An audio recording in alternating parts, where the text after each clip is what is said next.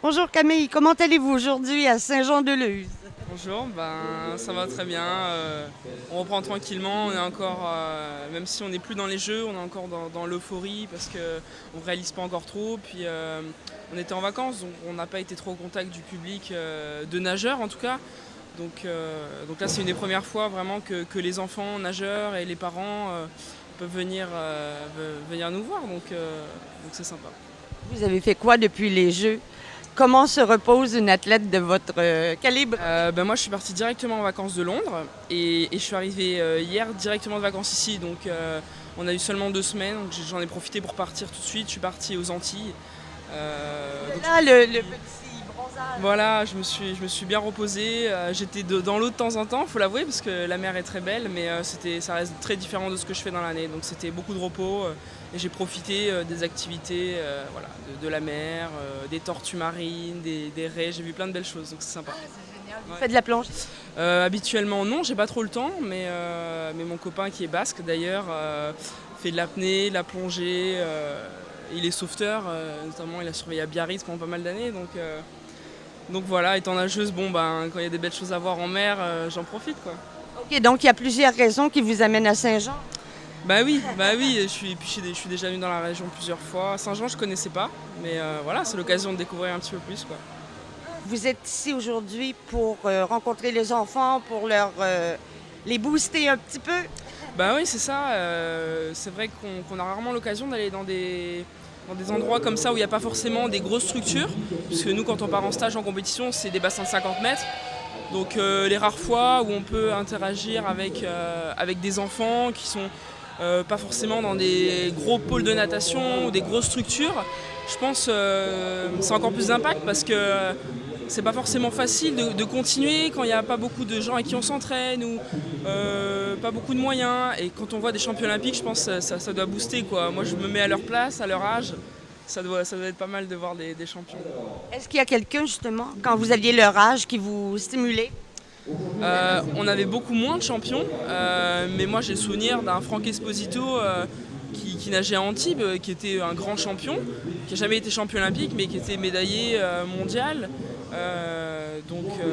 Voilà, c'était un petit peu l'idole. Et c'est vrai qu'aujourd'hui, on a vraiment plusieurs grands champions de natation. Et je pense que du coup, les enfants peuvent vraiment se dire c'est possible, quoi. Les Jeux de Londres sont incroyables pour ça. Il y a encore bruyant. Il y a encore les handisport qui a gagné en natation toujours. Vive la natation. Ouais, c'est ça. C'est vraiment. Il y a eu Laure Manodou qui a vraiment relancé ça. Et puis tout s'est un petit peu débloqué. Donc du coup, beaucoup de gens l'ont suivi. Ça devient vraiment un sport, même si c'est pas un sport professionnel, parce que on s'entraîne énormément, mais on n'en vit pas non plus. Donc c'est difficile de se dire je continue à fond là-dedans alors qu'il n'y aura peut-être pas trop de retombées. Et justement, progressivement, il y a des retombées, il y a des sponsors autres que des maillots. Donc voilà, c'est quelque chose qui donne envie, qui est beau à voir à la télé aussi, parce que c'est un beau sport. Et puis maintenant, avec leurs nouvelles caméras, on a des très beaux ralentis, on a de belles images. Donc aux Jeux Olympiques, beaucoup de monde a suivi la natation.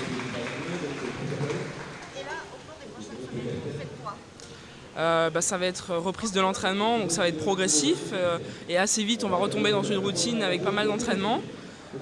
Et ces jours-ci, la semaine prochaine avec Yannick, on va monter sur Paris pour faire les plateaux télé. Vu qu'on n'a pas eu le temps, on est parti en vacances, là c'est l'occasion avec la rentrée. Voilà, on va se faire pas mal d'émissions de rentrée, quoi. Est-ce que ça vous change beaucoup de faire autant de... vous ne faites pas la promo parce que vous ne vendez rien, mais de rencontrer autant de journalistes, de faire des conférences et des trucs comme ça, vous ne faisiez pas ça avant? On le faisait de temps en temps parce qu'on était quand même de très bons nageurs, médaillés internationaux. Mais être champion olympique, ça change totalement. C'est plus seulement dans le milieu de la natation, c'est au niveau du grand public. Là, la plupart des émissions qu'on va faire, c'est pas sportif, c'est vraiment ce que tout le monde regarde, de grosses émissions. Et ça va être assez nouveau. Donc on va en profiter de le faire en début de saison, quand on nage pas encore énormément parce qu'on a le temps. Mais ensuite, c'est vrai qu'on va retourner dans une routine, on va nager 6-7 heures par jour.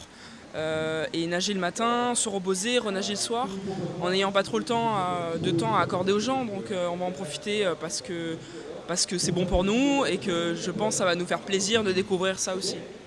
Est-ce que vous avez l'impression d'avoir séduit le monde entier? C'est vrai qu'avec Yannick, on a été étonnés d'avoir autant de retours positifs de gens qui nous écrivent beaucoup, notamment sur les réseaux sociaux. On a tous les deux une page officielle sur Facebook, Twitter, tout ça. Et on a des milliers de personnes qui nous suivent et c'est vrai qu'on a vu l'avant et après jeu, ça a explosé. Et on reçoit beaucoup de messages de gens qui nous disent, ce qui revient très souvent, c'est que les gens sont fiers et sont fiers aussi de voir des jeunes gens humbles, fiers, quand il y a la Marseillaise, voilà, ça nous émeut et finalement qu'on reste très simple. Et c'est ça qu'aiment les gens finalement, ils n'ont pas envie de... Et oui, ils n'ont pas envie de sportifs qui se prennent pour des stars et qui envoient balader les gens. Donc pour nous c'est normal, mais c'est vrai que pour le grand public ça plaît beaucoup. Donc tant mieux si ça plaît, si ça peut donner un bon exemple. C'est très bien dit. Vous avez eu 3 médailles. En fait, il y a 3 saveurs aux Jeux olympiques de n'importe où. Or, argent, bronze. Laquelle goûte le mieux? Forcément, la médaille d'or. C'est évident que ce qu'on vit, c'est ce qu'il y a de plus haut, de plus grand, de plus beau, et c'est la médaille d'or. Je l'ai eue en premier en plus, donc par la suite, je savais que tout ce que je pouvais faire, c'était vraiment du bonus. Et du coup, voilà, la semaine a continué, j'ai eu l'argent derrière, et la médaille de bronze avec le relais. Donc chaque médaille a eu une saveur différente, mais il n'y a jamais eu de déception, ça a toujours été un bonus. Et en plus, je termine avec les trois couleurs. Voilà, je suis vraiment comblé, quoi. Vous avez goûté les 3?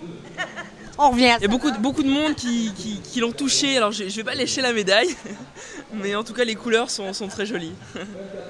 Et pour Rio, est-ce que vous y songez? On y pense un petit peu parce que c'est ce qui revient souvent.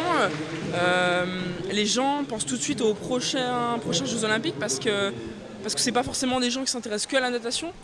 Alors que nous, on va voir ça à plus court terme, c'est-à-dire cette année il y a des championnats du monde où il y aura les mêmes nageurs, et puis l'année d'après championnat d'Europe, et chaque année il y a des grosses échéances, ça demande un travail au quotidien, et 4 ans c'est très long, donc c'est dur de se projeter. Ce que je sais c'est que j'ai encore quelques années je pense, je suis encore jeune, donc on verra, mais en tout cas pour cette année c'est les championnats du monde déjà, et en tout cas j'espère bien sûr être à Rio dans 4 ans. Merci beaucoup. Merci.